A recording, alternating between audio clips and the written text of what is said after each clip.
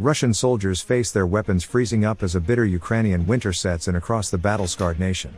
Sub-zero temperatures are set to hit the already embattled Ukrainian soldiers bravely fighting the Russian onslaught. With the ground froze solid, conditions for both Kyiv and Moscow's soldiers are set to worsen. A war studies expert says the bitter temperatures will bring a whole new array of problems to the front line.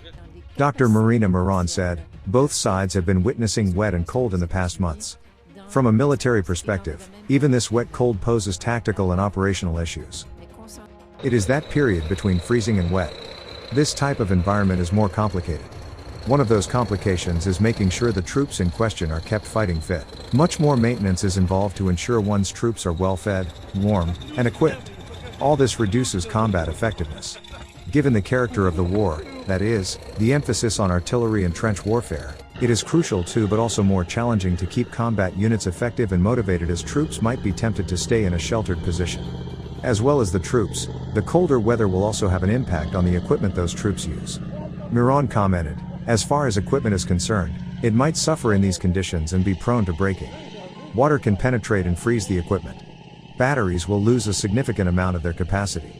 Ammo might get wet and freeze, and so on. Both sides will also increase their logistical footprint as they need more equipment, heaters, food and fuel in cold weather conditions.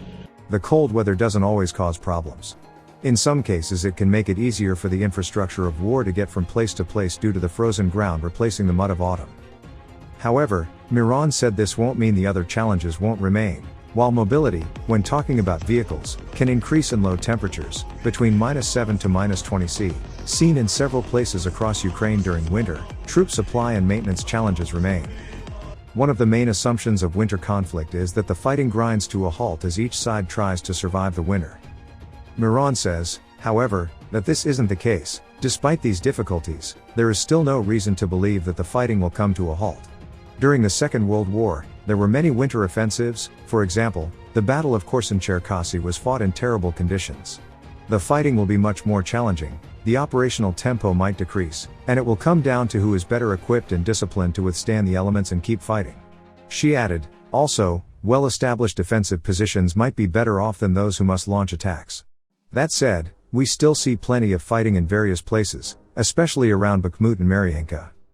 In addition, it is worth mentioning that the Russians, knowing that a lot depends on keeping the troops warm and well supplied, target Ukraine's electrical grid. Miron says this is not only to chastise the population but also to make it much more challenging to supply the Ukrainian troops in the field. Although the ground, troops, and civilians of Ukraine may freeze this winter, the fighting is set to continue to be raging hot.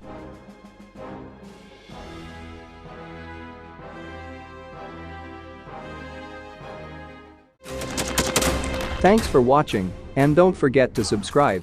Also, if you want to support Warthog Defense, please become our member and get early access to new videos, exclusive members-only videos, and become administrator in comment section.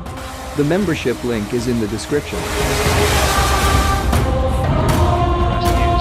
every day. We had a guy last week, it's 6 rescues in 6 days. You know, he's doing the job every day.